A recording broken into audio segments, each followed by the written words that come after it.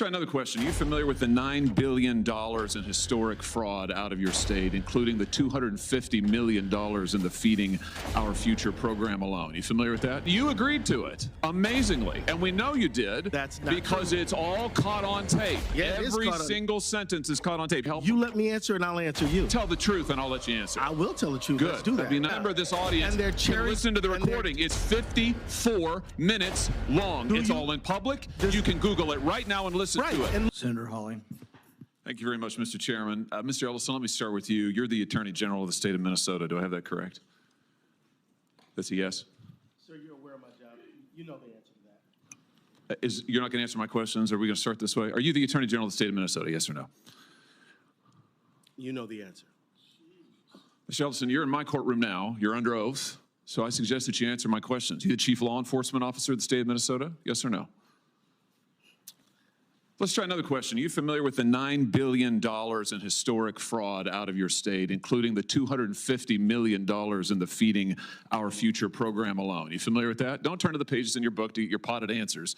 Are you familiar with it? Yes or no? Yes, I am familiar with it. Very familiar, aren't you? Because the people who ran the Feeding Our Futures program came to you in your official office in the state capitol December 11th, 2021, and asked for your help in getting investigators off their backs. They complained to you for upwards of an hour about state investigators going after them, and they begged you to help them, and you agreed to it, amazingly. And we know you did. That's not because true. It's all caught on tape. Yeah, Every single sentence is caught on tape. Here's what you said. Let's take a look. You said, it's not a question. You said to them, send me the names of all these folks who are investigating them. You said to them, send me their names, and I'll take that list, and I'll call the person over at Education who is investigating them and say, what's going on?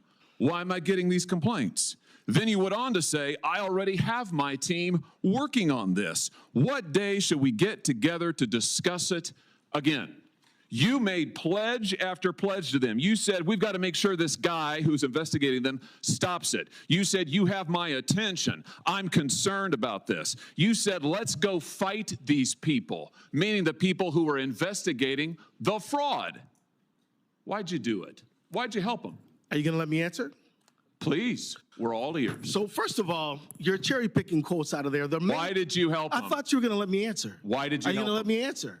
Why did you help You them? let me answer and I'll answer you. Tell the truth and I'll let you answer. I will tell the truth. Good. Let's do that. That'd be a nice change. Why'd you help them? Now see, Mr. Chairman, I didn't come here to be insulted. I came here voluntarily. You came here for the truth. Let's have it. Why did you help them? The quotes are here. They're in black and white, and every member of this audience can listen to the recording. It's 54 minutes long. It's all in public. You can Google it right now and listen to it. And listen to it all. Why'd you help them?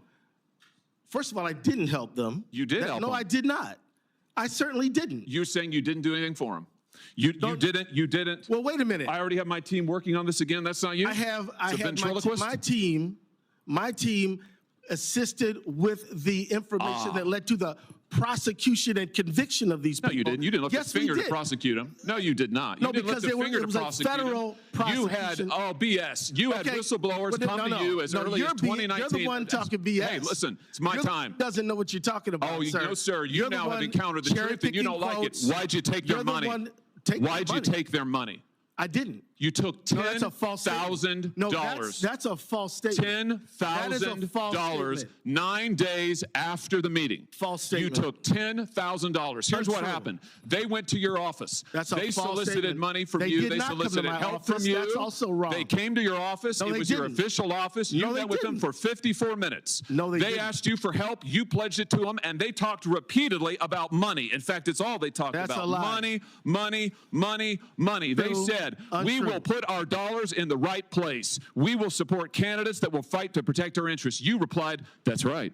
They said, if you are securing your donor base and securing your power base, you can act the way you want. You replied, money is freedom. They said the amount of money circulating, I'm reading the transcript, the amount of money circulating in our community today is powerful, and we haven't realizing it in a meaningful way. And you said, give me the specifics. And 9 days later, you took $10,000 from people who were then indicted. It's in your reports. Why'd you do it? Sir, was it worth it? You know what? This is a theatrical performance. 10,000. This is the truth. This is what accountability looks like, of which you've had none. You helped fraudsters defraud your state and this government of $9 billion, and you got a fat campaign contribution out of it. You ought to be indicted. True. Well, that's the truth. I think we've made the point. Let's keep the tenor just for the record. I'll ask how I want he's to, lying, Paul. and that's the truth. Oh no, this is all on the record, no, sir. Did you bother to?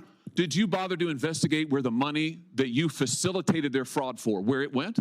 Do you know where it went, what it was used for, the fraudulent money? I do, because we just heard testimony about it yesterday. Because we were key players in the hundreds of millions of dollars to terrorist groups, to transnational criminal organizations, to the drug trade, to drug trafficking, to child trafficking. And you took $10,000 That's a lie. And helped them do it. You know, the other thing is, whistleblowers came to you as early as 2019. Let's look. As early as 2019, whistleblower. Don't talk over me. As early as 2019, it's my hearing, pal. As early as 2019. Don't call me whistleblowers came to, well, I should call you prisoner because you ought to be in jail. Well, we'll see what you can do. In 2019, whistleblowers came to you in your office and referred to you fraud allegations from Feeding Our Futures, and you blew them off. Listen, your own state newspaper investigated it. The Minnesota Star Tribune, the Partners in Nutrition, brought its concerns to the Attorney General's office in 2018 and in 2019, and you did nothing. You did nothing for years. The only action you took is, once all these fraudsters came to your office and asked you to get involved and offered you money, then you got involved. Then you took the money, and then you got involved. They did not come to my office.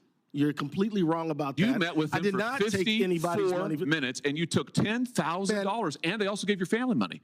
They gave your family thousands of dollars in campaign contributions in addition to what they gave you. Statement. Let's put the this is completely untrue. The New York Post.